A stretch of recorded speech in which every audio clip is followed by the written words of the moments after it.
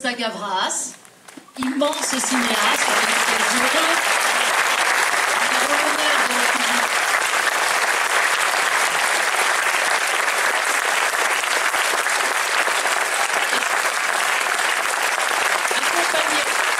Accompagné de Michel Gavras, journaliste et productrice, et enfin Epi Plenel, journaliste, auteur et cofondateur de Mediapart.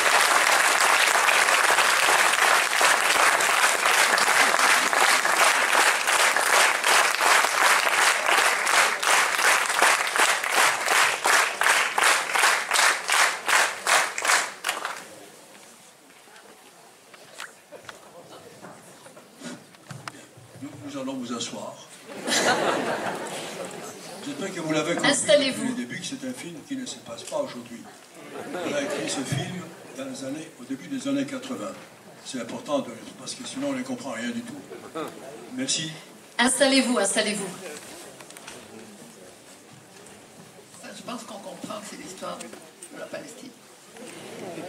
Il y a 40 ans. Installez-vous. Merci. Pendant que Costa et Michel s'installent, et c'est surtout eux deux que vous allez écouter.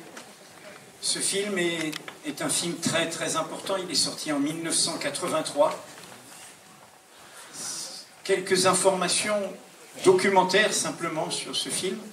Le co-scénariste avec Costa, Franco Solinas, qui n'a pas pu voir le film car il est mort peu avant, et le scénariste de La bataille d'Alger, et aussi un scénariste qui a travaillé ensuite avec Costa Gavras et à nouveau avec ce film-là. Pour les cinéphiles, à la fin du générique, vous avez peut-être remarqué que la première assistante était Claire Denis, qui a fait son chemin comme cinéaste. Et tout à la fin, dans la liste des seconds assistants, vous avez peut-être vu le nom d'Avi Mograbi, qui ensuite est devenu un cinéaste israélien très engagé, qui d'ailleurs est en exil aujourd'hui. Il vit au Portugal.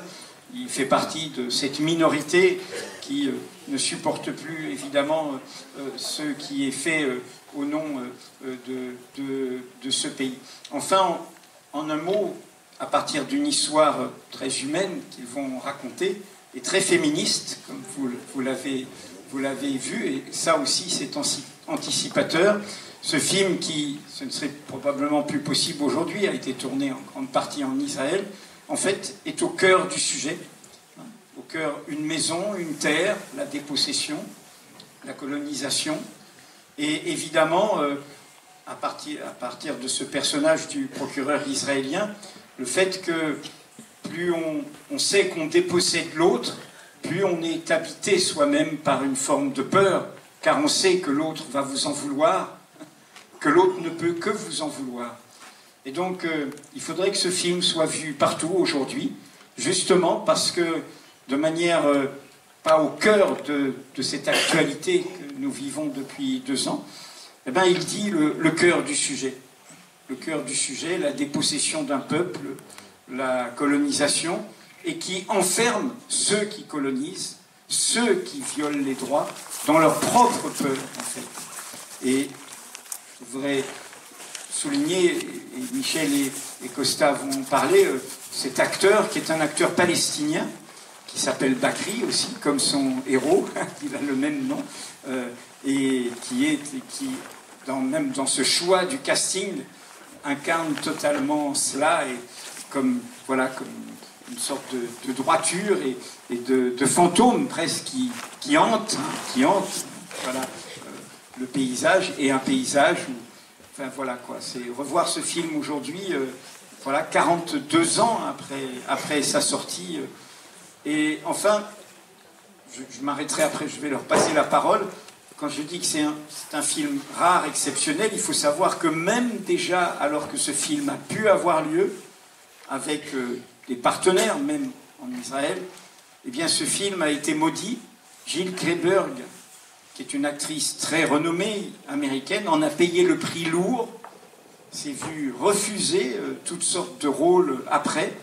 Elle a été poursuivie, comme c'est souvent arrivé. Aujourd'hui, ça a un peu changé dans la communauté juive américaine, pas forcément dans la nôtre en France, hélas.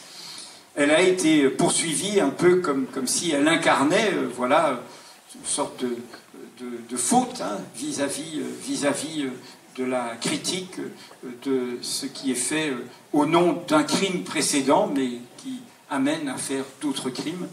Et donc voilà, c'est très... Quand je disais hier que Costa n'a rien loupé, vous vous rendez compte, voilà, c'est le seul grand film international en cinémascope, technicolor, tout ce que vous voulez, avec tous les moyens possibles qui traite ce qui est au cœur de notre actualité. Il n'y en a pas d'autre à ce point. Voilà. Il faut juste dire ça pour remercier.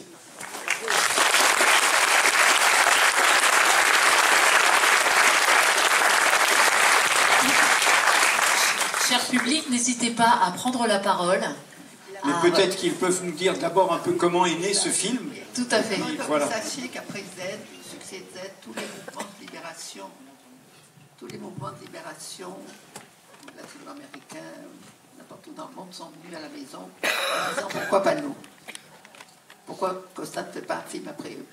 Et parmi ceux-là, il y avait une jeune Palestinienne qui travaillait au Koweït et qui était de Londres et qui venait tous les 6 mois, tous les ans, chaque fois qu'elle faisait l'aller-retour, elle s'arrêtait à Paris ou à Rome. Costa écrivait avec Francisco Solinas. Et elle disait, vous devez penser à nous, les Palestiniens, parce que jusqu'à présent, on n'existe pas.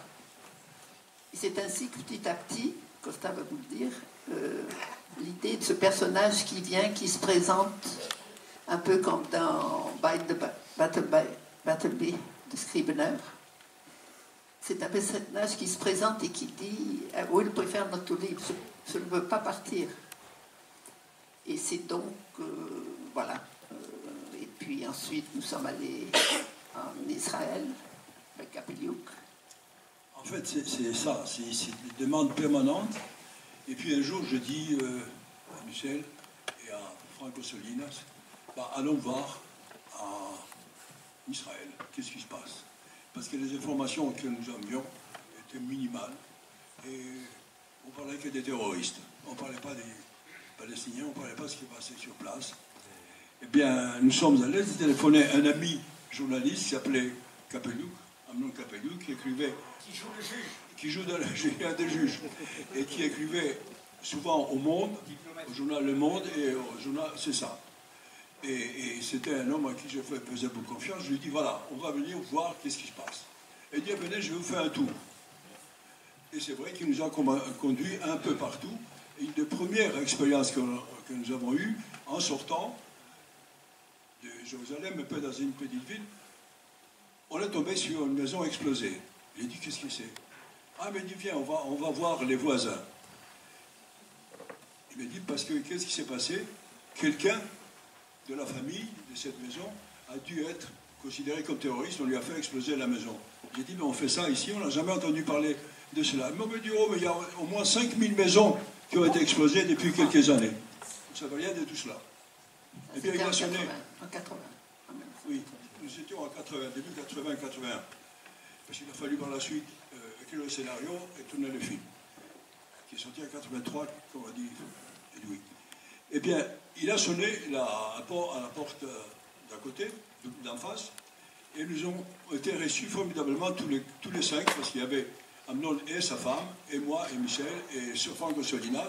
Nous ont accueillis, nous ont offert le thé, et ils ont expliqué, à travers Amnon qui parlait toutes les langues d'ailleurs, ils nous ont expliqué que voilà, le fils, un des fils des voisins d'en face, il a fait des déclarations extraordinaires, il a dit que je vais faire la révolution, je ne sais pas quoi, et on l'a fait sauter la maison. Voilà. Et c'était formidable parce qu'à la sortie, la femme de Amnon Capellouk, Olga, que tu as dû connaître aussi, qui était à Paris parfois professeure des langues, elle pleurait. Pour la première fois, elle était entrée dans une maison de Palestiniens.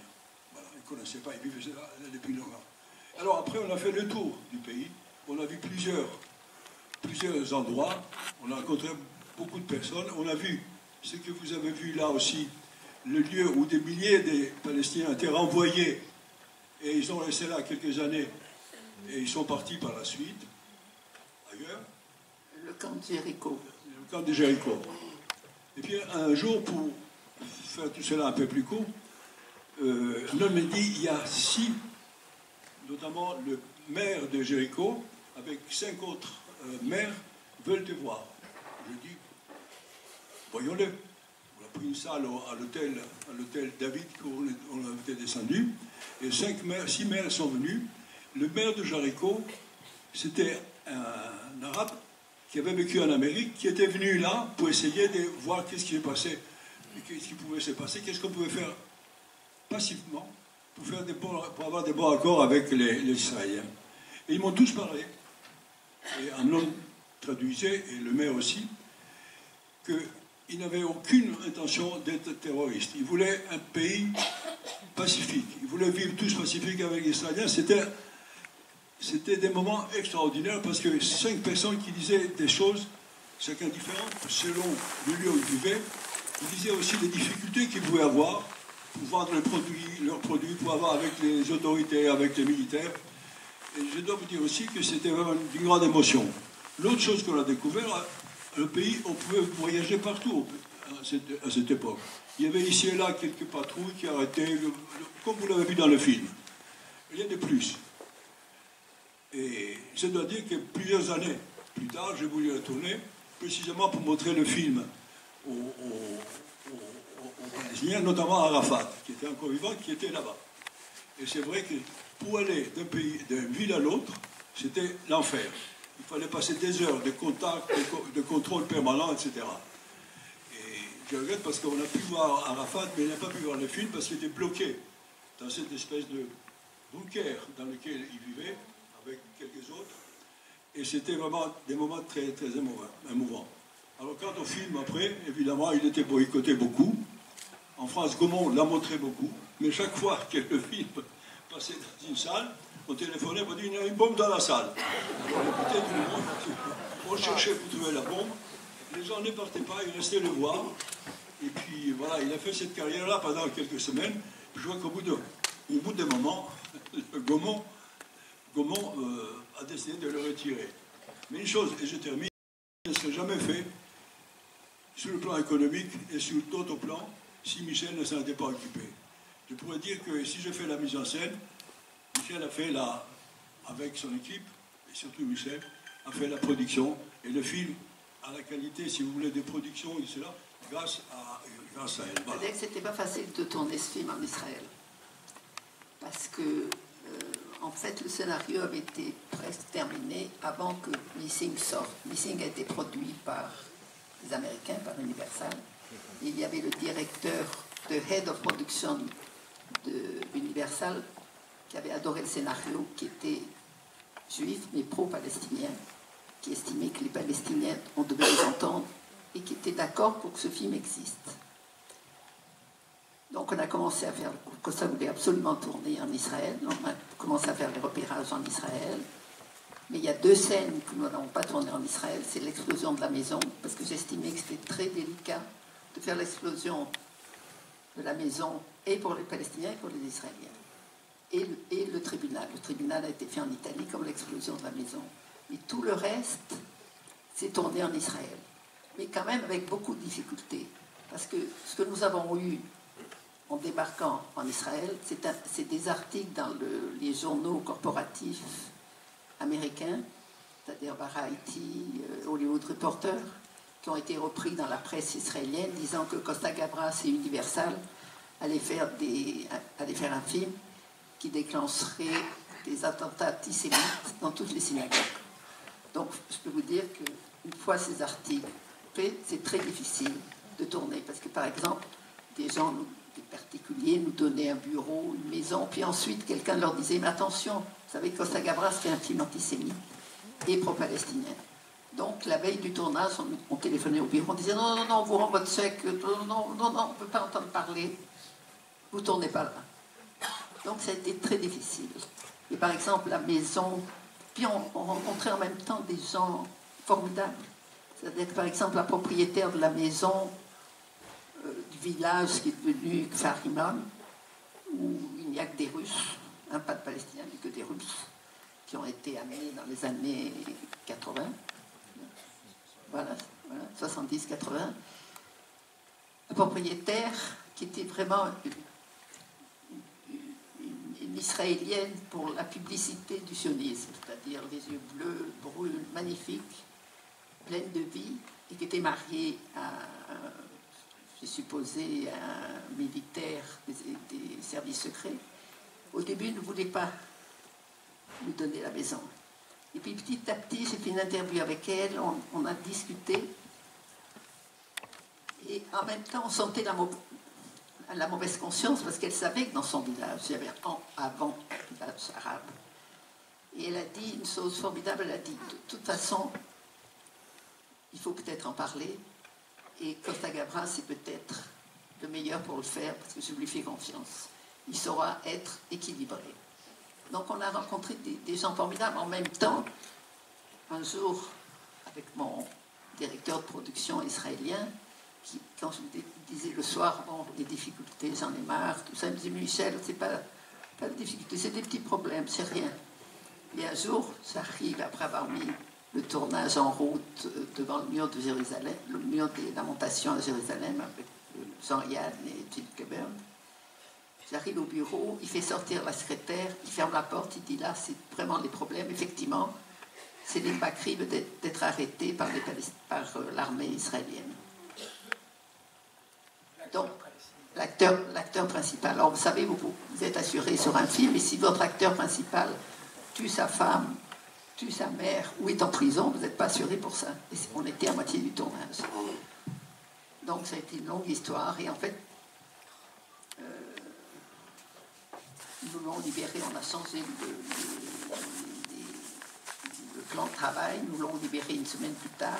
On a fini les scènes avec lui en Israël, je suis parti avec lui en Italie pour être sûr qu'il puisse partir. Tout ça pour montrer que ça n'a pas été non fleuve tranquille, non plus le tournage, ni la sortie. Parce qu'à la sortie, j'avais mis tous les journalistes, toute la presse dans une seule salle, une grande salle sur les Champs-Élysées. On n'a pas fait des projections séparées. Et ça a été une ruée à la sortie en disant, mais c'est pas possible, Costa justifie le terrorisme. Or, le problème de Selim à la fin, s'il a mis la bombe ou non, c'est pas le problème de Costa Gavras, c'est le problème de chacun. Qu'est-ce que vous feriez? Voilà, c'est... Une des choses que beaucoup de critiques m'ont dit, il dit, vous avez même choisi un Palestinien, un acteur qui est palestinien, qui a les yeux bleus, qui est très beau, qui a les yeux bleus. Vous l'avez fait exprès. C'était un acteur palestinien, en plus avec un passeport israélien. Parce qu'il devait du côté on l'a trouvé sur place. Je veux dire que le film a eu cette aventure extraordinaire, et surtout il y a eu une sorte de boycott qui est sorti très très peu. Alors, je voudrais dire qu'avant j'étais journaliste, et après la guerre des 6 jours, je suis allé en Jordanie interviewer Arafat. C'était une des premières interviews Arafat. C'était avec Abouya dans le staff qui a été assassiné au long des années. Et ensuite, je suis allé en Israël. Je suis revenu sur Paris, je suis allé en Israël. Et toujours accompagné, enfin, déjà accompagné par Amnon Kapeliouk, je suis allé dans les territoires occupés où il y avait déjà des premiers colons. Et les colons me disaient, mais Michel, on ne comprend pas quand vous dites palestinien. Vous voulez dire quoi? Jordanien, libanais, syrien? On ne comprend pas ce que vous voulez dire par palestinien. Alors aujourd'hui, 50 ans après, 45 ans après, ils savent ce que c'est un Palestinien. Et parce qu'il a fallu qu'ils se battent, il a fallu qu'ils se fassent reconnaître. Oui, ils savent, et vos amis palestiniens, je pense à Leila Chaïd et Elias Sambar, disent toujours combien ils sont reconnaissants à Yasser Arafat de leur avoir rendu la visibilité. C'était un peuple absent qui était renvoyé comme des réfugiés, et en effet...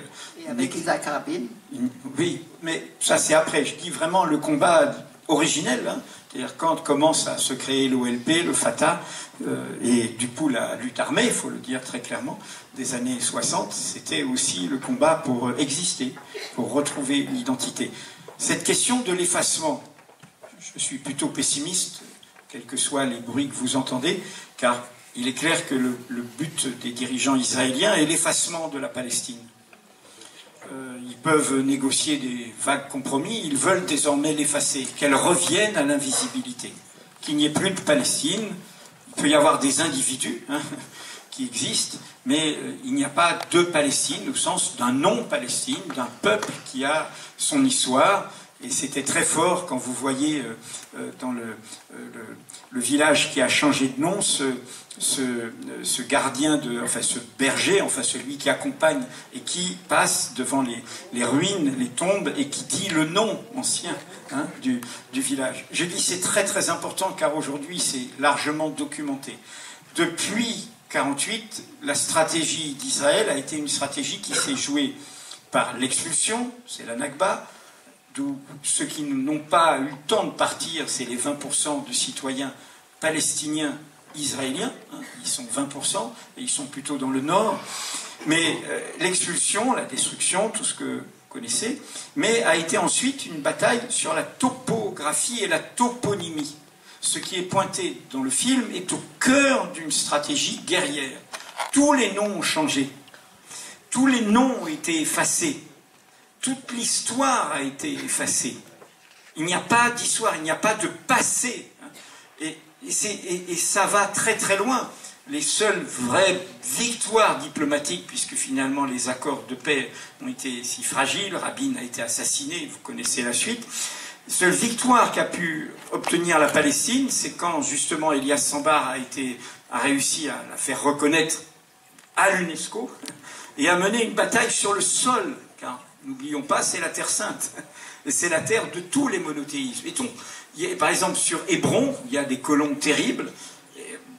Elias s'est battu, à partir du moment où il y a une reconnaissance, c'est pas l'État de Palestine, c'est la Palestine comme État.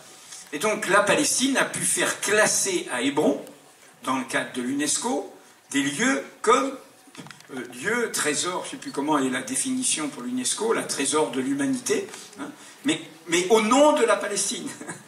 C'est-à-dire, c'est une façon de dire, voilà, nous sommes là. Et c'est ça l'enjeu de la reconnaissance. La reconnaissance, c'est dire, voilà, il y a une... C'est pour ça que je dis bien, tout le monde a dit la reconnaissance de l'État de Palestine, mais à l'ONU, il n'y a pas marqué État de la France, République de la France. Il y a marqué France. À partir du moment où on reconnaît, c'est d'où l'importance de cette bataille, on reconnaît qu'il y a une Palestine. Ça veut dire qu'il y a un peuple, il y a une nation, il y a une histoire, et donc il y a des droits. D'ailleurs, le village, c'est un vrai village que j'ai filmé. Et on voit très bien qu'il était détruit parce qu'on a planté des arbres. Et les arbres sont jeunes encore. À l'époque, ils devaient avoir 20-25 ans. On les voit tous très bien.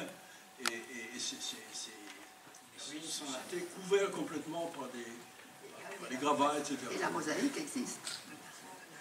Dis-moi, j'ai une question avant qu'on voit les questions de la salle. Il y a un petit secret littéraire dans ce film.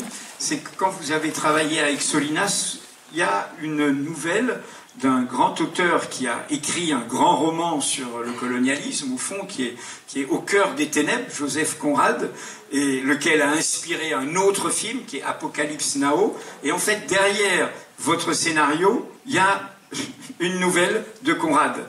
Explique. C'est pas de Conrad?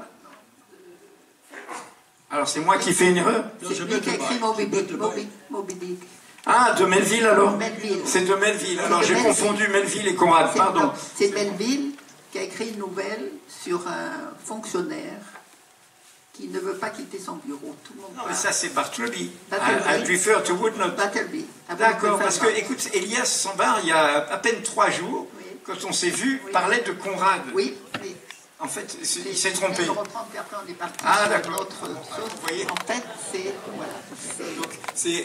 Je préfère ne pas. Je préfère ne pas. Vous le préférez non. Je préfère ne pas, oui. Voilà. Ben voilà, c'est à vous. Et donc, Amon Kapeliuk, le journaliste, joue le juge du tribunal. Celui... Voilà. Et c'est un journaliste qui... Voilà. Voilà. Allons-y.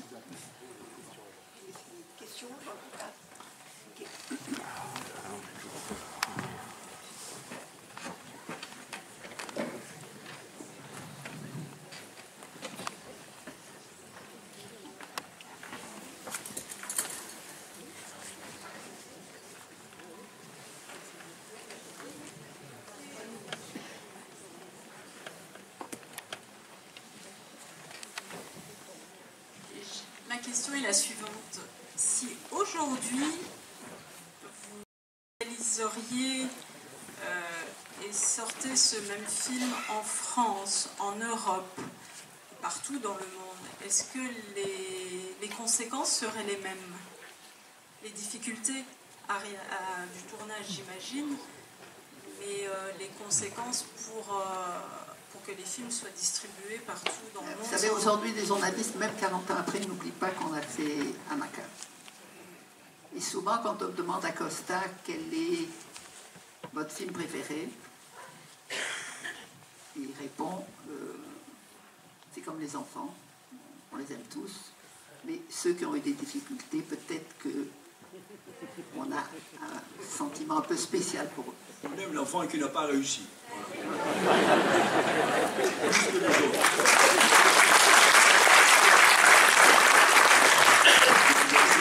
Je ne sais pas si le film présenté partout ayant un grand succès pouvait changer le monde. Je pense changer des personnes ici et là. Mais je pense que le bulldozer des conservateurs israéliens, pour les appeler comme ça, était tel qu'il n'agissait pas seulement en Israël, il agissait partout dans le monde. Voilà. À travers la presse, à travers les amitiés, à travers... Voilà. Et ça se passe aujourd'hui aussi. Et si vous avez remarqué ce qui se passe à Gaza, on a commencé à voir beaucoup d'images il n'y a pas longtemps. Ça fait 2 ans que ça dure à faire. C'est depuis quelques mois, 4-5 mois, qu'on a commencé à avoir de l'image. Avant, c'était un peu moins. Voilà. Non, mais ils se défendent comme ils peuvent. Mais il y a des gens formidables, parce qu'en septembre 67, donc 3 mois après la guerre, et 6 jours, un mouvement de gauche, le Matzpen, a fait une déclaration commune qui a été publiée dans Retz, dont tu peux dire les termes à peu près. Je peux même la retrouver pendant que tu continues à parler, si tu veux. Je vais vous la lire, c'est très important. Ils ont eu un courage énorme à ce moment-là de dire que l'occupation entraîne la répression, que la répression entraîne une autre répression, et ainsi de suite, et que finalement, ils vont devenir des assassins. Ce qu'ils sont aujourd'hui. C'est l'histoire oubliée. C'est le 22 septembre 1967. Voilà. Et cet appel, d'ailleurs, c'est intéressant, a été repris par des cinéastes du monde entier pour réclamer un cessez-le-feu immédiat à Gaza le 28 décembre 2023, notamment par Avi Mograbi et d'autres. Et voici cet appel de 1967, signé de 12 citoyens israéliens qui animaient ce mouvement qui est aujourd'hui comme un remords, Matzpen, qui est un mouvement socialiste, internationaliste et anticolonialiste, et en hébreu, Matzpen, ça veut dire la boussole, en l'occurrence la boussole de l'égalité des droits. Lire ce texte, c'est très émouvant par rapport aux occasions perdues, et en même temps, le fait qu'il existe, c'est une façon de dire qu'en convoquant ce passé, eh bien, il y a toujours un futur. Notre droit de nous défendre contre l'extermination ne nous donne pas le droit d'opprimer les autres. L'occupation entraîne une domination étrangère. Une domination étrangère entraîne la résistance. La résistance entraîne la répression. La répression entraîne le terrorisme et le contre-terrorisme. Les victimes du terrorisme sont en général des innocents. La mainmise sur les territoires occupés, 67, c'est donc le moment où Israël prend possession de Gaza et de la Cisjordanie, et c'est toujours le cas. La mainmise sur les territoires occupés fera de nous des assassins et des assassinés. Sortons des territoires occupés maintenant.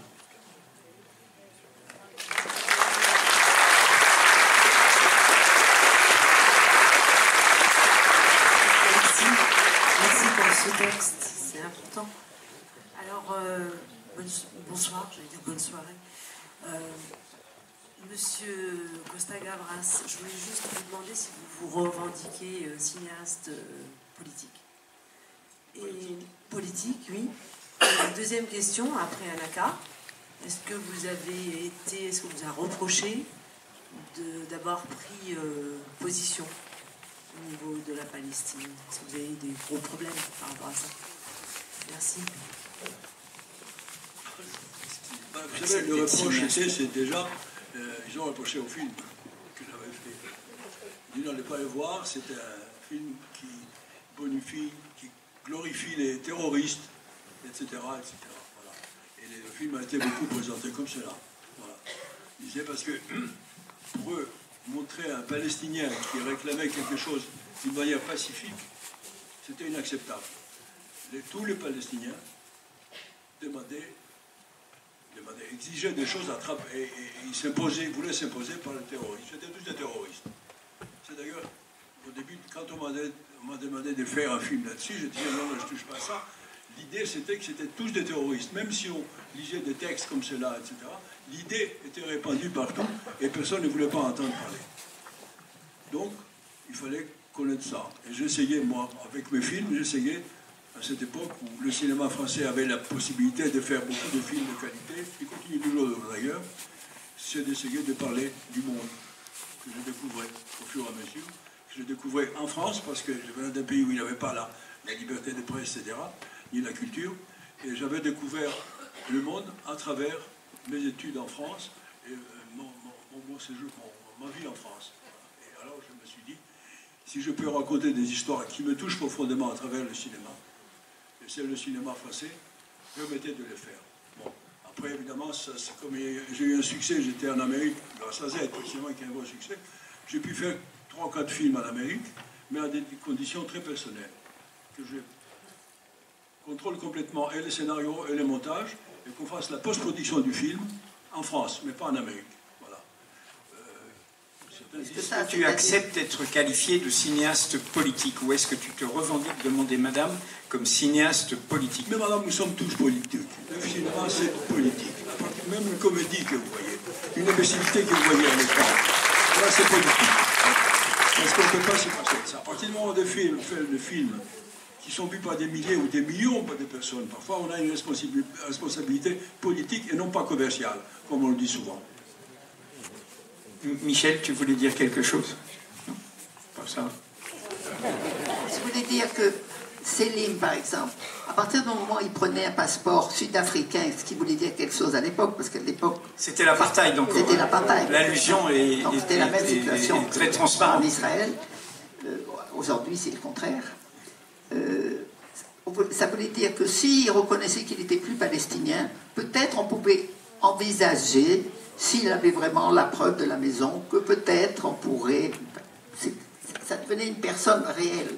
Palestinienne n'existe pas. Et il faut faire disparaître juridiquement, physiquement, géographiquement, mémoriellement la Palestine. C'est la logique de la colonisation. Hein. C'est un poison, hein. C'est un ressort infernal. Et vous le voyez dans ce moment où il y a le vieux professeur, qui à l'évidence est issu de la tragédie européenne, qui a un fort accent, je ne sais pas si c'est allemand ou autre, et qui dit, voilà, on a été persécuté, donc du coup il faut qu'on ait un endroit à nous, quitte à faire aux autres, quitte à ce que le prix à payer, ce soit de faire aux autres ce qu'on nous a fait. C'est une machinerie infernale.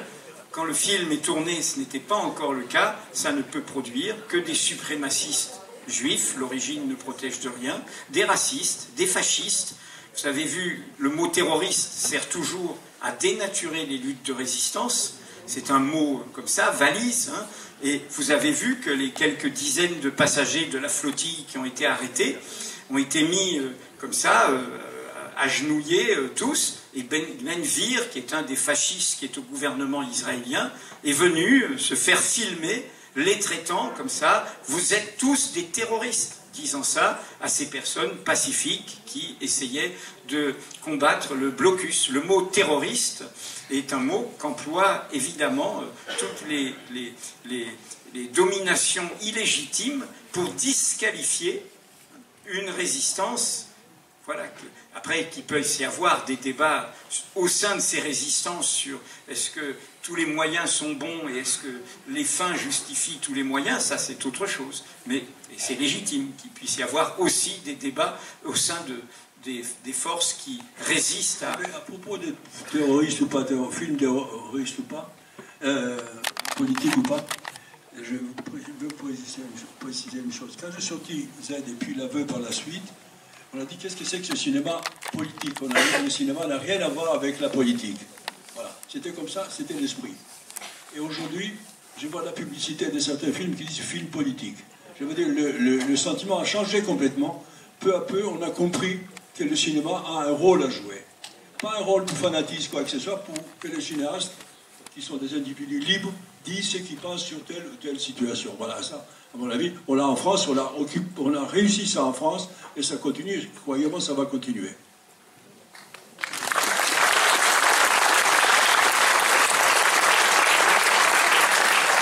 Bonsoir. Ça va continuer si le régime ne change pas.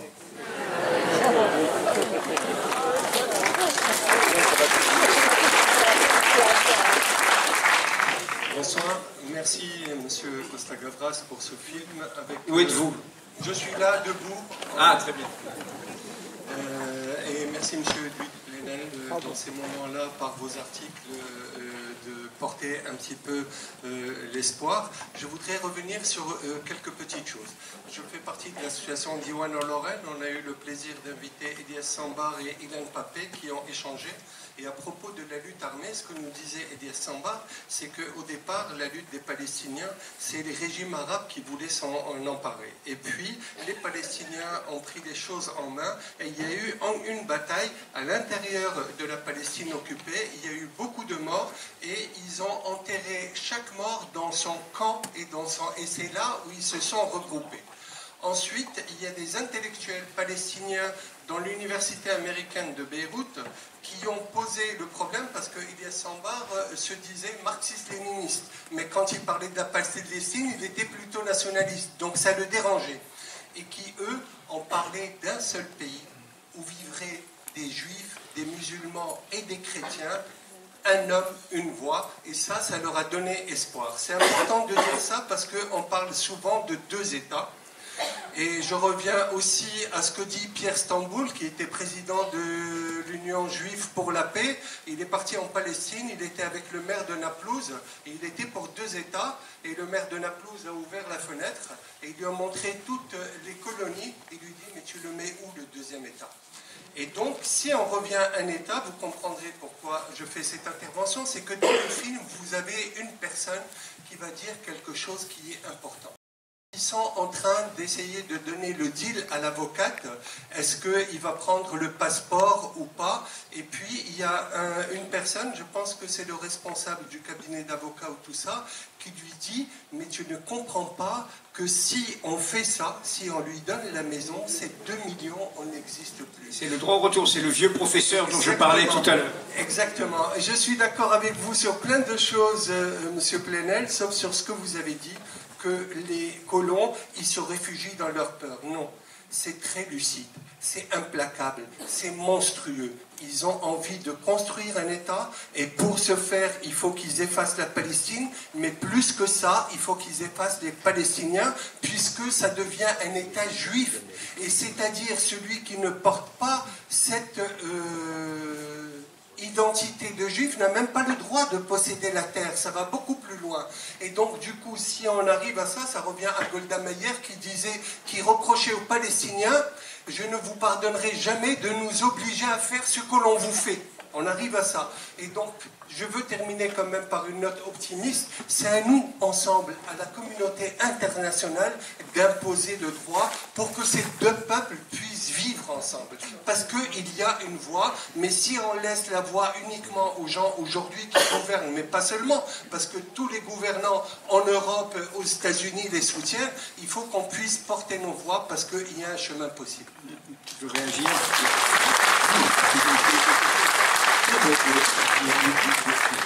Vous avez raison, j'entends tout le temps Netanyahou dire « nous sommes chez nous, il n'y a pas de Palestine ».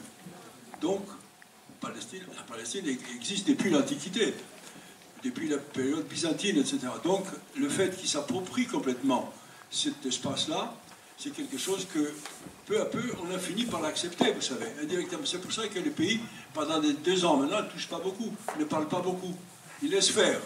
Bon, maintenant, évidemment, c'est devenu tellement énorme qu'on essaye de trouver une solution, de reconnaître la Palestine, etc., etc. Mais je pense que ce lieu-là, il n'y a pas d'autre solution que 2 États. Sinon, il faut éliminer tous les Palestiniens. Et jusqu'au bout, c'est bon se battre. Parce que maintenant, ils veulent en finir avec le Hamas. Eh bien, il y a plein de petits Hamas qui se préparent là, qui vivent tous les jours. Ils sont affamés, qui vivent dans des conditions épouvantables. Eh bien, ça continuera jusqu'au bout, je pense. À moi, le but, naturellement, de les éliminer tous. Je pense qu'il y a un petit malentendu sur ce que je voulais dire. D'abord, sur l'espoir d'un État démocratique, de citoyenneté, donc un État multiculturel, multiconfessionnel. Évidemment, tous ceux qui se sont engagés autour, et c'était mon cas en Algérie à la fin des années 60, autour de la cause palestinienne, c'est ça que nous défendions. Et c'est ce que défendait le jeune Elias Sambar quand il rejoint, tout en étant marxiste, comme vous disiez, il rejoint le Fatah parce que c'est la cause pour créer cet État.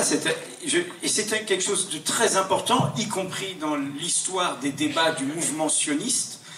La philosophe Hannah Arendt rompt avec Ben Gourion sur cette question-là. Elle est aux États-Unis et quand Ben Gourion, finalement, l'État d'Israël n'a pas de constitution, c'est pour cette raison-là, et ça a permis à Netanyahou et à ses alliés d'extrême droite de faire cette loi fondamentale qui ancre le fait que Israël est forcément un État des Juifs, et qui donc potentiellement affirme une future guerre civile en Israël même. Je rappelle qu'il y a 20% de gens qui ont un passeport israélien qui sont des Palestiniens.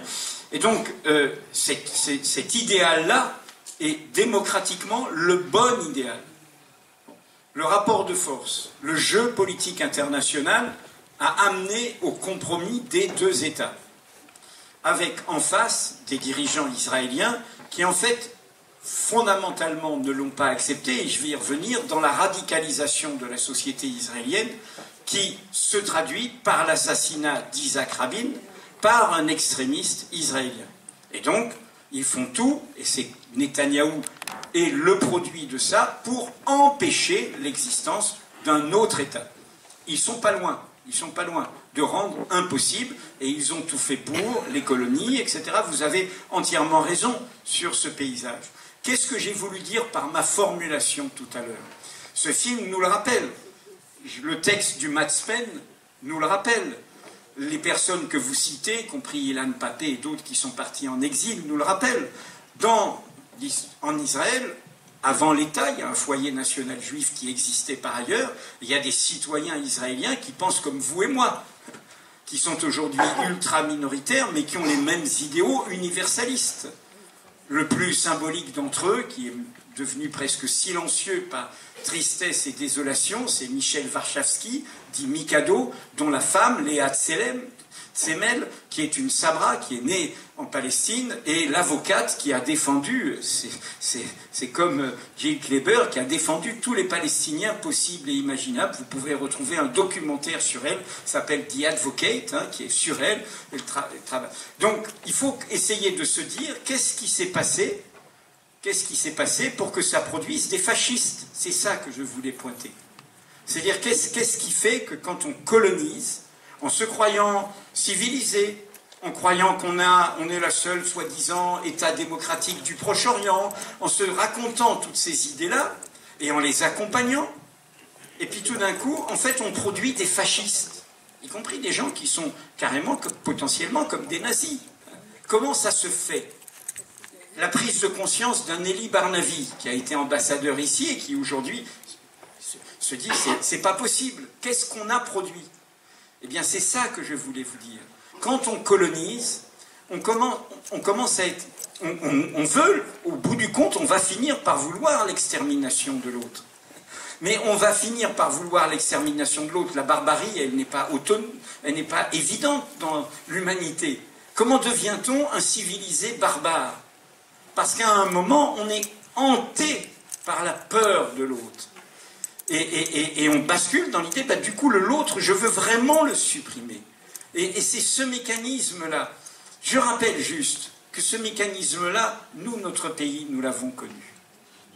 Nous l'avons connu. Le congrès de la Soumam en 1956 du FLN algérien avec Aban Ramdan notamment en principal rédacteur, annonce une Algérie pluraliste, une Algérie citoyenne, une Algérie où toutes les communautés, où toutes les histoires, mais qui retrouve sa souveraineté. Là-dessus, la France brutalise, au nom de sa civilisation soi-disant supérieure, les pouvoirs spéciaux, la bataille d'Alger, mauvaise appellation, la torture, vous savez tout cela. Et tout ça donne une brutalisation parallèle. Je rappelle qu'Aban Ramdan était là assassiné fin de l'année 57 par ses propres camarades. Ça donne la main au camp le plus militariste, hein, et non pas aux politiques au sein du mouvement indépendantiste, c'est ce qui s'est passé. Et ça donne la radicalisation, la fascisation de la population européenne en Algérie. Les gens de Bab el-Oued à Alger, ils votaient communistes avant. Et après, ils vont à l'OAS. Et c'est ça que je voulais souligner. Il faut essayer de comprendre. C'est-à-dire, dire, vous êtes de toute façon des criminels, d'accord, mais il faut essayer de comprendre. C'est-à-dire que comprendre pour pouvoir tenir notre rationalité, pour dire, mais vous voyez bien ce que disait Aimé Césaire, au bout du colonialisme, il y a Hitler. Vous vous donnez toutes les justifications que vous voulez, mais au bout du bout, ça produira Hitler. Je n'ai pas voulu dire autre chose. Et en effet, le bon idéal serait un État démocratique, multiconfessionnel, dans un pays, je rappelle, et ce n'est pas rien, même si moi je ne suis pas croyant, qui est la Terre Sainte pour les trois grands monothéismes, et qui est donc au cœur de l'histoire mondiale, au cœur de la culture universelle. L'exposition, allez la voir, 5000 ans à Gaza, à l'Institut du monde arabe, il n'y a pas beaucoup de choses, mais elle est très bouleversante. C'est notre histoire commune. Gaza, vous savez, c'est un voie de passage, hein, c'est un carrefour. 5000 ans de nos civilisations, au pluriel, sont passés là. Et c'est ça qu'ils détruisent, car ils détruisent aussi les ruines, ils détruisent aussi les cimetières, ils détruisent aussi le passé.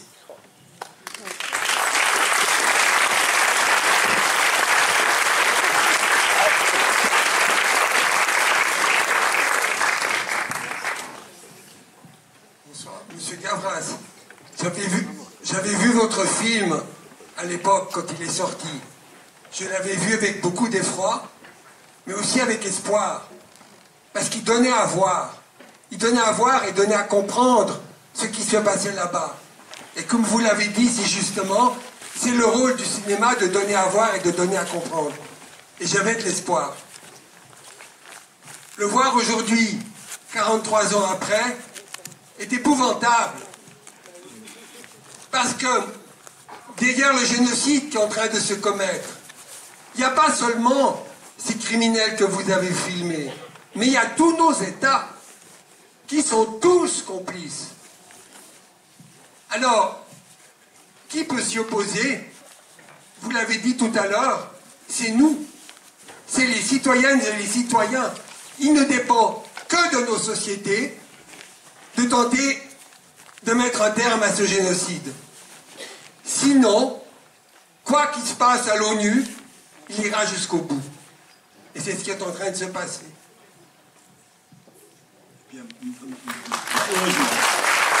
malheureusement, on s'aperçoit que les grands pouvoirs politiques ne réagissent pas depuis 2 ans maintenant, ou très peu. Bon, c'est vrai qu'il y a depuis un moment, quand on commençait, certains de dire, oui, comme en France, on reconnaît l'État palestinien, etc., etc. Mais ça ne suffit pas. Je pense qu'il faut aller plus loin que pour ce type de reconnaissances qui sont importantes, essentielles même, mais il faut aller beaucoup plus loin. Je n'ai pas de recette, je n'ai pas d'idées. Mais il y a des idées sûrement, et il faut les suivre parce qu'il faut arrêter ça. Parce que quand il y a des gens qui refusent le mot d'extermination d'un peuple, eh ben, c'est ça le vrai mot. Vous avez raison, il faut demander des sanctions. Les paroles ne suffisent pas et les reconnaissances symboliques ne suffisent pas. L'apartheid est tombé parce que les sociétés se sont mobilisées pour tordre le bras des États. Et nos États, et en l'occurrence l'allusion, parce qu'Israël avait de bonnes relations avec le pouvoir raciste, et il y a un apartheid en Israël aujourd'hui. Donc il faut des sanctions. L'arsenal existe, sanctions diplomatiques, sanctions économiques, sanctions militaires. Alors vous avez dit nos États, vous avez entièrement raison, mais, et vous citiez Elias Sambar, on s'en parle souvent, il y a d'autres États aussi, qui, comme je le dis souvent, soutiennent la cause palestinienne comme la corde soutient le pendu. Je mets à part l'Algérie, qui est un pays qui, les Palestiniens le savent, qui a toujours été au rendez-vous. Mais dites-vous quand même, les Émirats arabes, le Qatar, l'Arabie saoudite, qui ont l'arme de l'Égypte, elle est elle a besoin de l'argent américain. Mais je pense que ces trois-là, qui ont le gaz, qui ont le pétrole, qui ont le poids sur la finance, quelle arme ont-ils utilisé en 2 ans? Quel robinet ont-ils coupé? Quel acte concret ont-ils fait? Et cette question, il faut aussi la poser. Il faut aussi la poser. Et compris dans tout ce jeu de comédie où ce sont tous des gangsters et des menteurs, pour moi, quand il y a ce sommet en Alaska, trompeur, Poutine, Trump, le mot Gaza n'est jamais prononcé par Poutine. Il fait sa conférence de presse, sa déclaration, il ne parle pas de la Palestine. Il y a un génocide en cours, il n'en dirait pas un mot, Poutine. Qui, officiellement, la Russie est pour, voilà, etc. Mais que font-ils concrètement? Vous avez entièrement raison, notre problème, c'est d'abord nos gouvernants. C'est d'abord nos États. Et de ce point de vue, il faut acter qu'il y a quelques États européens qui se comportent mieux que nous. L'Espagne, l'Irlande. L'Irlande, il y a des bonnes raisons, la question coloniale, ils connaissent, et Lord Balfour, ils connaissent, parce que c'était un colonialiste avant de s'occuper du Proche-Orient contre les Irlandais. Mais voilà, donc nous devons en effet nous occuper de nos gouvernants, qui non seulement, pour beaucoup d'entre eux, ont été dans le soutien inconditionnel à ce crime, et encore aujourd'hui pour certains d'entre eux, mais il faut des actes. Et les actes, c'est des sanctions. C'est des sanctions. C'est un État criminel aujourd'hui. C'est un État voyou. Il doit être sanctionné. Vous allez sur le site du monde des affaires étrangères, vous verrez que la France actuellement, il y a une 50aine d'États dans le monde qui sont en état de sanctions diverses de la part de la France. Donc c'est possible. Et là, il n'y a pas. Et le contraste qui ruine tout le crédit de l'Europe à l'échelle du monde, c'est le contraste avec l'Ukraine. Car pour l'Ukraine, immédiatement, déclaration, sanction, déclaration, sanction. Et on les pratique, les sanctions. Et on les met en route. Et là, c'est le double standard qui ruine le droit international et ruine le crédit de ceux qui s'en revendiquent, évidemment. Oui, mais pourquoi? Pourquoi? Il faut leur demander à eux. Hein. Non, mais prenez un micro pour que tout le monde vous entende. Attendez, madame a été déjà, et puis vous reprendrez après. Oui, bonjour et merci beaucoup pour ce magnifique film. Le problème, c'est que ma question n'est pas du tout dans les échanges. Je crois que je voulais quand même préciser qu'il y a des levées citoyennes dans tous les pays qui sont extraordinaires. Je trouve que c'est vraiment... voilà, ça porte pas forcément les voix, mais en tout cas, on voit que tout le monde se manifeste et je trouve que ça redonne confiance en l'humanité. Moi, pour ce film, vraiment, je voulais vous féliciter aussi parce que c'est assez rare d'avoir une héroïne. En fait, que l'héroïne du film soit une femme, encore moins dans les années 80, je pense. Donc ça, c'était vraiment aussi chouette de voir cette femme avec ses doutes, les influences aussi que les hommes peuvent essayer de lui faire subir. J'ai trouvé que c'était assez intéressant. Voilà, de la place de cette avocate et le fait d'avoir sa vision des choses aussi à elle, ses différents prismes, ses différents doutes. Parce qu'en fait, c'est ça, il faut qu'on reste dans le débat et dans les échanges. Il faut arrêter les visions. C'est ça qui amène le fascisme aussi, je crois. Ce sont les visions qui sont trop, comme on dit aujourd'hui, polarisées. Donc voilà, cette femme qui doute, qui est humaine et qui se lance dans toute cette aventure, c'était très très beau, je vous remercie beaucoup. Bien vu, bien vu. Mais puisqu'on parle du casting, je trouve que vous avez entièrement raison, c'est vraiment un film féministe. Je rappelle qu'il y a un autre film féministe de Costa qu'il faut absolument voir, c'est Clair de femme, qui précède de quelques années. Mais je voulais juste avant. Music Box, c'est une femme avocate. Comment? Et c'est une. Music Box, c'est Oui, une et femme Music avocate. Box aussi. Voilà, tu as raison. La commissaire politique est là pour vérifier tout. Mais juste une question sur le casting, avant que monsieur prenne la parole, et une question plus légère, j'allais dire. Pourquoi le choix de Jean-Yann? Le choix de Jean-Yann, qui avait plutôt l'image d'un comique, d'un rigolo et tout. Pourquoi le choix de Jean-Yann? Parce que j'aimais cet acteur. J'aimais cet acteur et je lui ai demandé de le rencontrer pour parler de cette histoire. En me disant, il va refuser. Et j'aime beaucoup demander à des acteurs de faire des rôles qu'ils n'ont jamais fait avant. Je l'ai fait quelques fois et j'ai eu toujours des résultats excellents. Alors je l'ai rencontré, je lui ai parlé, je l'ai regardé comme ça. Et avant d'avoir lu le scénario, je rencontrais en grande ligne, mal sûrement, le personnage et la situation. Elle m'a dit, j'ai fait avec toi très bien. Allons-y, faisons-le. Alors moi j'avais très peur parce que c'est quand même difficile de tourner. C'est difficile à Jérusalem, dans les territoires occupés, tout ça, où on tournait. Et je me disais, il va faire des blagues qui vont être mal prises. Il a été fantastique, parce que quand il ne tournait pas, il n'avait pas beaucoup de chauffeur, tout ça. Il avait une voiture de location qu'on lui avait donnée. Et s'il tournait en fin d'après-midi, je n'avais aucune crainte à faire, parce que je savais qu'il arrivait à l'heure. Et tous les soirs, vous savez, dans le cinéma, on a la journée du lendemain. On prépare la journée du lendemain et on a un programme pour le lendemain. Et feuille de service qu'on appelle. Oui, la feuille de service. Et lui mettait une note à la fin de ce qu'il avait vu dans la journée et qui racontait avec beaucoup d'humour et beaucoup d'affection et beaucoup de tendresse pour les deux côtés. Donc ça a été fantastique. Et la peur était partie. Alors on est un petit peu pris par le temps, donc on va prendre la dernière question. Oui, pour revenir à l'Ukraine.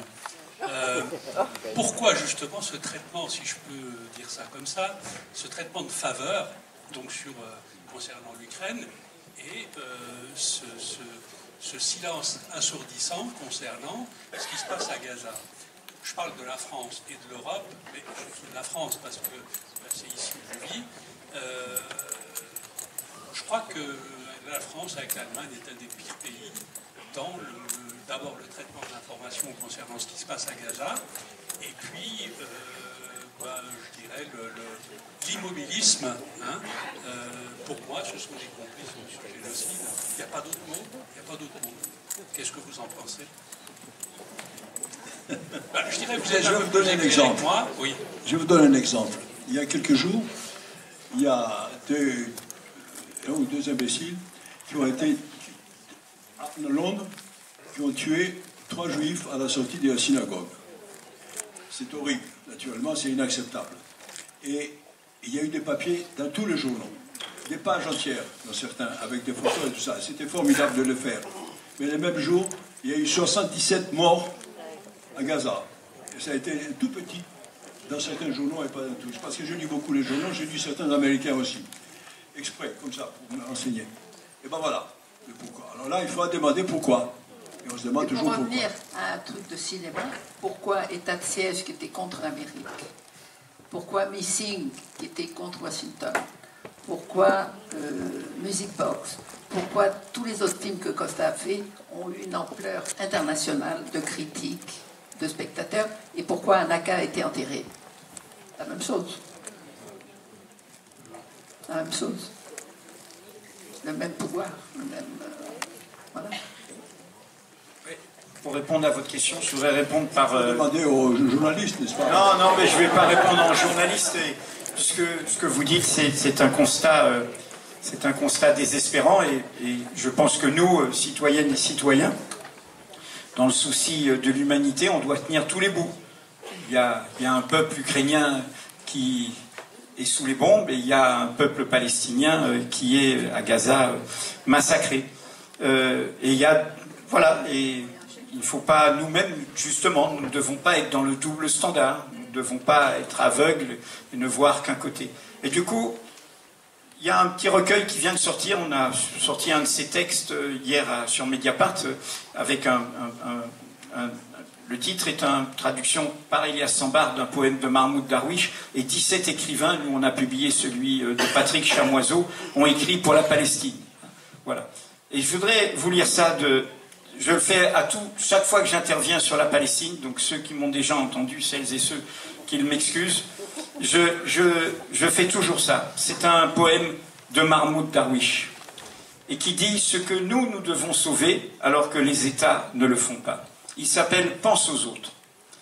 Quand tu prépares ton petit déjeuner, pense aux autres. N'oublie pas le grain aux colombes. Quand tu mènes tes guerres, pense aux autres. N'oublie pas ceux qui réclament la paix. Quand tu règles la facture d'eau, pense aux autres qui têtent les nuages. Quand tu rentres à la maison, ta maison, pense aux autres. N'oublie pas le peuple des tentes. Quand tu comptes les étoiles pour dormir, pense aux autres. Certains n'ont pas le loisir de rêver. Quand tu penses aux autres lointains, pense à toi. Dis-toi, que ne suis-je une bougie dans la nuit?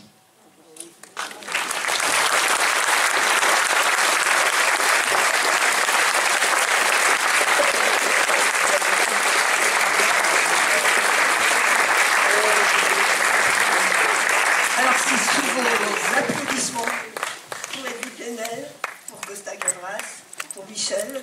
Je vous demande de vous lever pour les applaudir et on va en profiter pour leur remettre le trophée du festival qui nous est obtenu par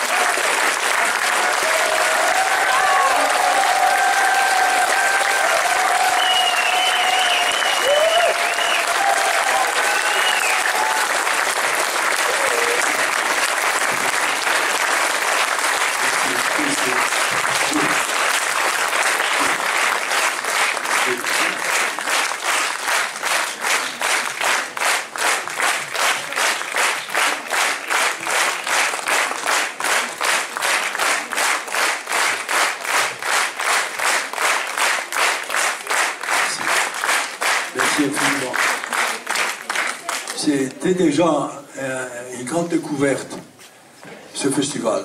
Je connaissais son existence, je ne connaissais pas les détails. La programmation, du public, l'organisation, la passion de ceux qui le dirigent et aussi ceux qui ne sont pas officiels, qui aident à ce que cela se fasse. Voilà. Et l'accueil que nous avons eu. Et le couscous qu'on a mangé hier soir. Continuer. Alors quant à ça, je suis profondément touché.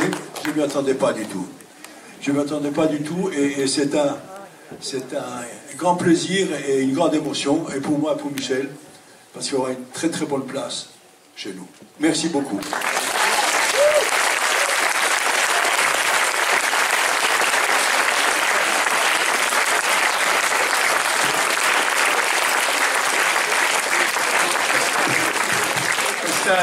Costa a dit l'essentiel.